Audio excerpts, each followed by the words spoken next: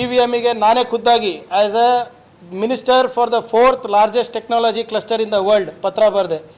EVMಗಳನ್ನು ethical hacking ಮಾಡಿದ್ವಿ, ಮಾಡಿಸಿ ಅಂತ. ಮಾಡಿದ್ರಾ? ಮಾಡಿಲ್ಲ. ಫಾರ್ಮ್ 6-7 ಮಿಸ್ಯೂಸ್ ಮಾಡಿದ್ರು. ಮಾದೇವಪುರ ಪ್ರೂವ್ ಆಯಿತಾ? ಎಲ್ಲದು ಬಿಟ್ಬಿಡಿ, ಅಳಂದು ಪ್ರೂವ್ ಆಯಿತಾ?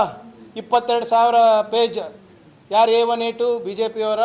ಅದಾದಮೇಲೆ ಸಾಹೇಬ್ರು ಹೇಳ್ದಂಗೆ ಈ ಚೀಫ್ ಎಲೆಕ್ಷನ್ ಕಮಿಷನರನ್ನು ಆಯ್ಕೆ ಮಾಡುವ ಪ್ರಕ್ರಿಯೆ ಬದಲಾವಣೆ ಮಾಡಿದ್ರ. ಚೀಫ್ ಜಸ್ಟಿಸಿಗೆ ತೆಗೆದ್ಬಿಟ್ಟು ಅವ್ರು ಯಾವುದೋ ಒಂದು ಕ್ಯಾಬಿನೆಟ್, ಯೂನಿಯನ್ ಕ್ಯಾಬಿನೆಟಿಗೆ ಹಾಕಿದ್ದಾರೆ. ಅವ್ರು ಯಾರು ಮಾತು ಕೇಳೋದು? ಪ್ರೈಮ್ ಮಿನಿಸ್ಟರ್ ಮಾತು ಕೇಳೋದು. 2:1 ಆಯಿತಾ ಅಲ್ಲಿ? ಅದಾದಮೇಲೆ ಏನು ಮಾಡಿದ್ರು? ಜುಡಿಷಿಯಲ್ ಇಮ್ಯುನಿಟಿ ತಂದರು ಚೀಫ್ ಎಲೆಕ್ಷನ್ ಕಮಿಷನರಿಗೆ. ಏನಾದರೂ ಅವರು ಈ ಎಲೆಕ್ಷನ್ ಪ್ರಕ್ರಿಯೆ ಮಾಡಬೇಕಾದಾಗ ಅವ್ರು ಏನೇ ಮಾಡಿದ್ರು ಕೂಡ ಯಾವ ಕೋರ್ಟ್ನಲ್ಲೂ ಯಾರೂ ಪ್ರಶ್ನೆ ಮಾಡೋಂಗಿಲ್ಲ. Judicial immunity for a constitutional ಬಾಡಿಗೆ ಅನ್ಕಾನ್ಸ್ಟಿಟ್ಯೂಷನಲ್ ಪವರ್ಸ್ ಕೊಟ್ಟರು. ಅದಾದಮೇಲೆ ಏನು ಮಾಡಿದ್ರು? 70 ಜನ MP ಗಳಿಗೆ ಹೊರಗೆ ಹಾಕ್ಬಿಟ್ಟು ಈ ಬಿಲ್ಲನ್ನು ಪಾಸ್ ಮಾಡಿದ್ರು. ತಮ್ಗೆ ನೆನಪಿರ್ಬೋದು, ಅದು ಸಂವಿಧಾನಿಕವಾಗ. ಅದಾದಮೇಲೆ ಅಂತಂದರು, ನಿಮಗೆ SIR ತಂದರು. ಬಿಹಾರ್ನಲ್ಲಿ ಒಂದು ಸಣ್ಣ ಪ್ರಯೋಗ ನಡೆಸಿದ್ರು, ಸಕ್ಸಸ್ ಆಯಿತು. ಕೇರಳನಲ್ಲಿ ಎಚ್ಚೆತ್ಕೊಂಡ್ಬಿಟ್ಟು ನಾವು ಪರ್ಮನೆಂಟ್ ರೆಸಿಡೆನ್ಸಿ ಸರ್ಟಿಫಿಕೇಟು PDOಗಳ ಮುಖಾಂತರ ಕೊಡೋಕ್ಕೆ ಸ್ಟಾರ್ಟ್ ಮಾಡಿದಾಗ ಅದು ಕಮ್ಮಿ ಆಯಿತು. ಅಲ್ಲಿ ಕಲ್ತರು. ಮತ್ತು ತಮಿಳ್ನಾಡಿಗೆ ಹೋದರು, ಅಲ್ಲೇನೋ ಒಂದು ಪ್ರಯೋಗ ಮಾಡಿದ್ರು, ಸಕ್ಸಸ್ ಆಯಿತು.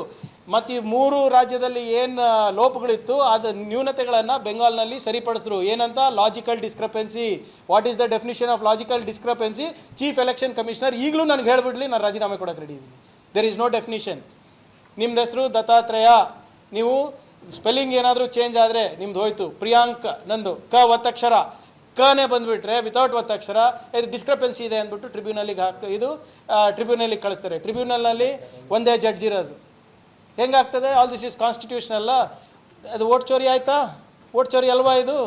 ಮತ್ತು ಚಂದಾ ಚೋರಿನೂ ಕರೆಕ್ಟು. ಯಾರು ಮಾಡಿದ್ದು? ನಾವು ಮಾಡಿದ್ದಾ? ಅವರೇ ತಾನೇ. ಈಗ SITನೂ ರಚನೆ ಮಾಡಿದ ಅವ್ರ ಸರ್ಕಾರ, ಹೆಸರುಗಳು ಬರ್ತಾ ಇರೋದು ಅವ್ರ ಸರ್ಕಾರ. ಇದಕ್ಕೆ ಏನು ಸುಪ್ರೀಂ ಕೋರ್ಟ್ನಲ್ಲಿ ಇದ್ರ ವರ್ಡಿಕ್ಟ್ ಬಂದಾಗ ಮೋದಿಯವರಿಗೆ ಜಯವಾಗಲಿ ಅಂತ ಹೇಳಿದ್ದು ಅವರು. ಮೋದಿಯವರೇ ಏನು ಬಂದು ಅಡಿಗಲ್ಲಿ ಹಾಕಿದ್ರು, ಪ್ರಾಣ ಪ್ರತಿಷ್ಠಾಪನೆ ಮಾಡಿದ್ರು, ಧ್ವಜ ಹಾರಿಸಿದ್ರು, ಎಲ್ಲನೂ ಅವರೇ ಮಾಡಿದ್ದು. ಕ್ರೆಡಿಟ್ ಎಲ್ಲ ಅವರಿಗೆ ಬಂತು. ಆದರೆ ಚಂದಾ ಚೋರಿ ಆದಾಗ ಮಾತ್ರ ಯಾಕೆ ಮಾತಾಡ್ತಾ ಇಲ್ಲ ಅದ್ರ ಬಗ್ಗೆ? ಯಾರ್ಯಾರು ಇನ್ವಾಲ್ವ್ ಇದ್ದಾರೆ? ನಮ್ಮ 1, 2, 3 ಚಂಪಕ್ರಾಯ್ ಯಾರು? ನಿಮ್ಮ ಯಾವುದು ಗಣೇಶ್ ಜಿ ಅಂತೆ ಸರ್. ಇವರಿಗೆಲ್ಲ ದೇವ್ರ ಹತ್ರ ಕಳ್ತನ ಮಾಡಿಬಿಟ್ಟು ಜಿ ಬೇರೆ ಇವರಿಗೆ.